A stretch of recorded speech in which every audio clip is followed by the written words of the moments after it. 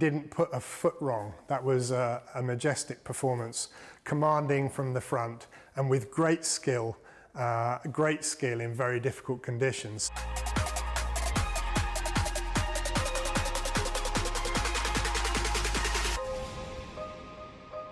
Why did Lewis only take a new internal combustion engine, an ICE, this weekend in Istanbul? I'm going to get to the answer of that, but I need to just give a bit of background first. The so-called power unit, the entire device that propels the car forward, is made up of 7 different components. The ICE, the internal combustion engine, the turbo, the MGUH, the MGUK, the energy store, that's the battery, the control electronics that go with it, and the exhaust system. That's 7 elements. Each of those 7 elements, you're allowed limited quantities in an entire championship.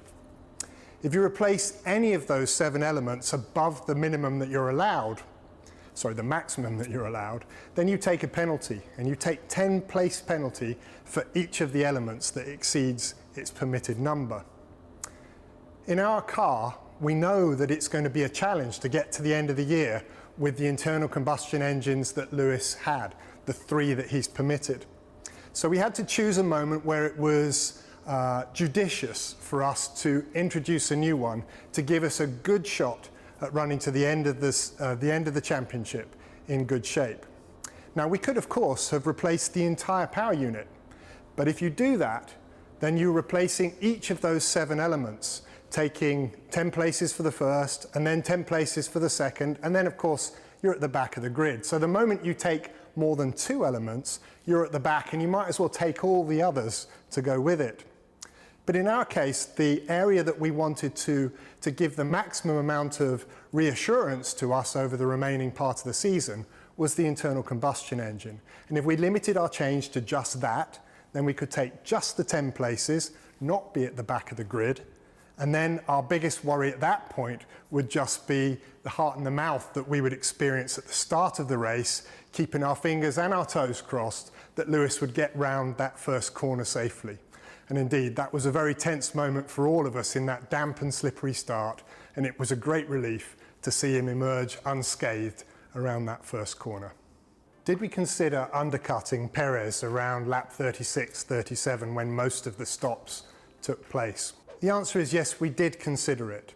But in order to understand why we didn't do it, you have to understand a little bit of the strategist's dilemma. The strategist doesn't know what will happen in the future, has no guarantees of anything, and all the strategists can do is play the best hand that they can. They're trying to maximize the odds, the probability of success, but they can't guarantee anything. So sitting as we were behind Perez, approaching that sort of lap 36, 37 mark, with a car that was quicker than Perez but penned in by it, you've got to consider the things that were running through our minds at the time, and principally running through James Vowles' mind, our chief strategist. Yes, it's possible we might have made an undercut, but you have to remember that when you come out on fresh intermediate tyres on a track that is no longer covered in water and is actually nearer to dry than it was to wet, then those tyres have to be treated with kid gloves in the opening laps, else they tear themselves to pieces and suffer from what we call heavy graining. So instead of what you can normally do, which is come straight out on new rubber, hit it and get a jump on someone, we would have had to come out and then be super careful on that new rubber. So pretty tough to undercut in those circumstances. Set against that, 2 other things. Firstly, if we waited and maybe Perez came in, then we would then take track position over Perez without having to overtake him. And if we could then hang on to our tyres, then that would have been the easiest overtake in the world. And so that's sitting there in your mind as well. And then the final consideration, it was a drying track. Perhaps it was going to go fully dry and we were going to want to go onto slicks. The car that could get from intermediates onto slicks and just in one change, that would be a car that would do very, very well at the end of the race. So while the opportunity of an undercut was hypothetically there, weighing up those other opportunities against it made us not want to take it. And in the end, it probably would not have succeeded as an undercut, but maybe would have been a good thing to do with the benefit of hindsight in terms of the right point in the race to put new rubber on. A question that lots and lots of people will no doubt want answered: would our tyres have survived right to the end of the race? I think the answer to that is, would we still have had inflated tyres that would be capable of going round the track? Yes, in all likelihood, we would have got to the end of the race on one set of tyres, able to circulate without difficulty. Other cars did that. Ocon did that, for example, and our car typically runs its rubber better than many of our competitors. So yes, we would have got to the end of the race. The question is, how quick would we have been? And the evidence there is pretty clear. We would have been very slow. The tyre was using its rubber throughout the entire race, and towards the end, as the track approached dry but never quite got there, then that wear accelerated. And Lewis's lap times were starting to get worse, sort of lap by lap by lap. And while he would have made it to the end of the race, the pace would have been really quite dismal by the time he got there. What would have been the best strategy in hindsight after analysing all the data of the race?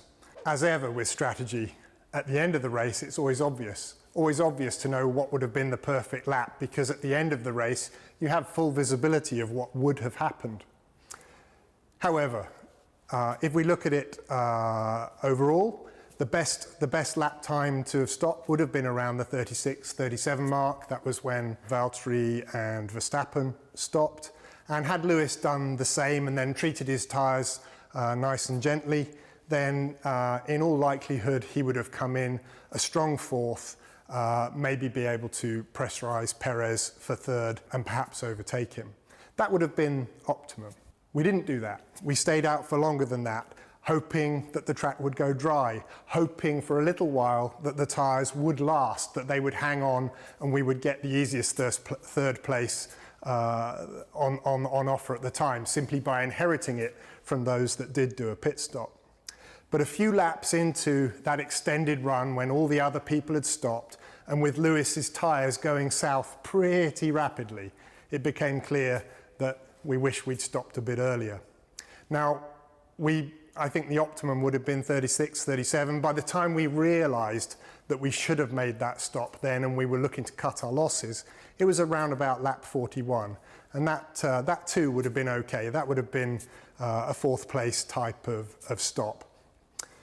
In the end, we pushed on a bit longer than that, another 9 laps, with the tyres degrading all the while. And when we eventually did call Lewis in, it was because the lap time chart that we used to make our predictions was telling us that it was not looking good for hanging on to the end of the race, that the car's pace by then would be sufficiently poor that he wouldn't hang on to the place that he was holding at the time. And we were looking at something that was somewhere in the region of 7th, 8th place, based on the way in which the tyres were progressively degrading. Now, if you gave some sort of fairly heroic assumptions about what the tyres would do from the lap where we did eventually come in, lap 51, if you said from that lap forward they would suffer no further damage as a result of the remaining laps in the race, then you could just about convince yourself that Lewis would have come 4th rather than the 5th he did come. However, that is a pretty heroic assumption, because actually the tyres were just slipping more and more and degrading more and more. And if you put a more realistic prediction of what would have happened, then you see that Lewis would have come in around about the 7th place, possibly even 8th. So the strategist's choice, always trying to give you the best option, is looking at that and thinking, well, I've got very, very low odds of being able to hang on to 4th, no chance at all of hanging on to the 3rd I'm currently in, and highly likely to be 7th with an outside chance that I might be 8th. But if I come in, I'm easy peasy going to secure 5th. And you can see why, if you're playing a hand of poker like that, you're going to choose the best option. And the best option for us, having missed out on the earlier call, was to come in and secure that 5th place, which is what we did. Considering that our inters had transformed themselves pretty much into sort of de facto slicks at the time that we did stop, why didn't we opt for softs, which are slick tyres themselves? The answer is that although you're right that the tyres had in fact worn away all of their sort of groove tread pattern, it didn't mean that the slick rubber would have been okay, because there was no dry line on the track. The humidity of the day, the sort of continuous presence of drizzle in the air, the temperature of the day meant that the track temperatures and the sort of general moisture on the surface would have meant that if we had come out on slicks, as they left the pits all nice and hot from their blankets, very soon after, a corner or two afterwards, they would have dropped in temperature down below the level at which that rubber functions. Because the dry tyres aren't just dry tyres because they don't have tread, they're dry tyres because the rubber is fundamentally designed for going at a certain speed, having a certain amount of energy put through it, and therefore operating at a much higher temperature than the intermediate rubber was. So although the intermediate rubber had worn away to near slick, its temperature is much, much lower than the dry tyre would have been. So the intermediate tyre as a slick is able to grip the track because it's a softer rubber, able to operate at those lower temperatures.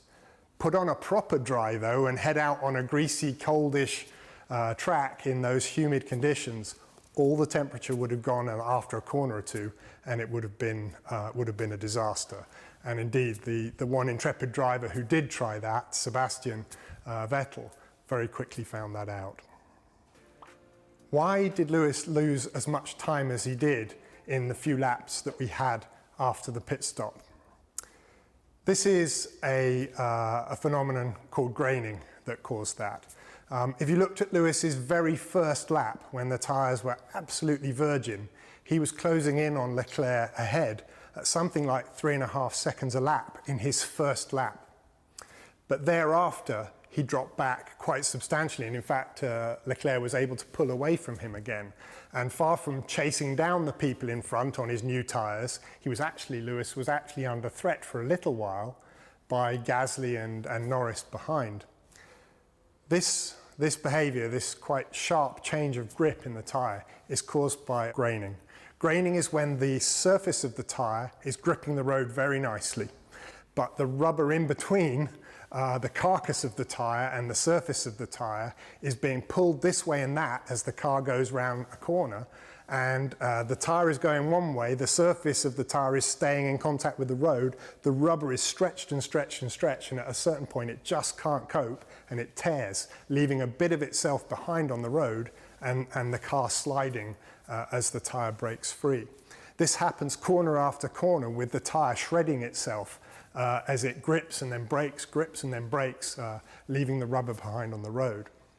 This graining is ruinous for the car's performance and can turn an otherwise competitive machine into something really quite poor. And for a little while it meant that Lewis was under a degree of threat from behind. Happily, before that threat could really properly materialise, enough rubber got thrown away by the tyre progressively graining and tearing the surface away, that you get a smaller amount of tread left behind. And as the tread reduces in thickness and the amount that the rubber is being stretched and squished reduces, so too does its temperature drop. And as its temperature drops, it starts to get under control and the graining problem stops. So we were lucky that the graining didn't actually cost us places to those folk behind, and it would have been better for us to have stopped earlier so that we could have brought the tyres in gently, going very, very much slower than the tyre was capable of in the first 4 or 5 laps until a bit of wear had taken place, and then you can lean on it and then the pace will come, which is pretty much what Valtteri did in his stop. Very conservative at the beginning, brought the tyre in, and then devastatingly fast at the end when he got fastest lap. Could Valtteri have run a less perfect race than that? I think I'd prefer to ask that question the other way around. Could it have been more perfect? The answer is no. He didn't put a foot wrong. That was a majestic performance, commanding from the front and with great skill in very difficult conditions. Skill that required him not to be too greedy at any point in the race. He knew he had a fast car. He knew he'd spent the weekend getting it really nicely balanced, and he knew he had a fantastic opportunity of a win. However, he also knew that the margin between really competitive performance in the car and tyre disaster is very fine. A little bit of heavy right foot, a bit of clumsiness here or there would have seen the tyre damaged to a point where the inherent advantage of the car would all have washed away to nothing. And instead he drove a very, very controlled race, well within himself, just eking out a small amount over Verstappen behind to protect himself, allowing that gap to grow to first 2, then 3, then 4 seconds as the race progressed. Very, very commanding, mature performance, and especially after the pit stop. A pit stop that we did to mirror and match what Max Verstappen had done a lap earlier, and then with Valtteri on fresh tyres, making sure that he drove very gently on that fresh rubber, avoiding the graining, so that he could then be completely protected and strong in the closing laps of the race. He was full of beaming smiles afterwards and with absolute justification. It was a great, great performance and brilliant for the team. Why didn't the track dry out as expected? 2 years running at Istanbul, and 2 years where the track threatened to dry but never quite did. Oh, I think actually last year it eventually did, but this year it ran all the way through with us thinking at the beginning of the race, 15 laps and it'll go dry, and then 15 laps in we're thinking another 15 perhaps and it'll go dry. And even when the leaders of the race were stopping and Lewis was pushing on that set of intermediates from the start of the race, trying to see if he could hang on, the main thing that was motivating us was hanging on because it was going to go dry. And of course it never did. It never did go dry. And this is just a feature of the ambient weather conditions with the moisture in the air, the low sort of persistent drizzle here and there throughout the day, in a very, very humid environment on a track surface that is very, very smooth asphalt that doesn't sort of drain away or wash away quickly, on a surface which itself is difficult for the tyres to grip unless the temperature of the tyre can be held very high, and of course difficult to achieve that high temperature for a slick rubber when the track is sort of cold and greasy in that ambient conditions. So all the way through, all the teams would be thinking to themselves, it's going to go dry, it's going to go dry. But it never quite did. How confident are we for the rest of the season, having seen the good pace of our car in Turkey? I think it's difficult to take Turkey as a sort of yardstick for what we can expect from the rest of the season. It was a very strong weekend. We were looking good all the way through. Dry, wet, free practice, qualifying race. We were strong this weekend. But it's an unusual sort of place. It's an unusual sort of tarmac. One of our engineers this weekend spoke about the tyres as being in a sort of Goldilocks place this weekend, not too hot, not too cold, on an asphalt that's particularly picky. And we knew that we were very strong, but we also knew that the margins between this strength and being more average were quite slender, a few degrees here or there, and we could have been out of the Goldilocks zone on the hot or the cold side. So it was a very good performance. The car was very well balanced. We didn't seem to suffer as much from the understeer that was fairly prevalent up and down the pit lane this weekend. But I don't think you could read that automatically into the races to come. I think probably a better read would be to say, well, let's look back at the last 6 or so. In Silverstone, we put a decent upgrade package on our car, and it has sort of made our season a happier place. In the races since then, I think there's only been one where we were comprehensively beaten, and that was Zandvoort. On the others, I think arguably we have shaded it with the quickest car. And in a couple of places like Istanbul, Sochi, we were proper good. Monza too, good as well. So on average, I think we have shaded it, but in most of those places where we've been the quicker car, it's been more of a sort of coin toss than a sort of guarantee. What I think that means is that we at least are in the fight.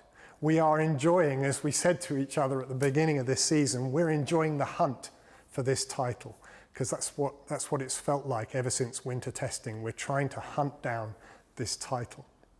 And, you know, if we can work well with our car over the races to come, we have something that does look competitive enough to be in that fight. There's more than just speed that will determine the outcome of these races, though, as the last several have shown us. There's reliability, there is pit stops, there is weather, there's the whole gamut of things that is the sort of excitement of an F1 race. And we have to perform well in all of those. But we're in with a fighting chance. It's a thrilling season, and these last few races should make this a season that will be thought of for many years to come as one of the classics in F1. Thank you very much indeed for all your questions, and we will be back in a couple of weeks' time to answer some more of them after the United States Grand Prix.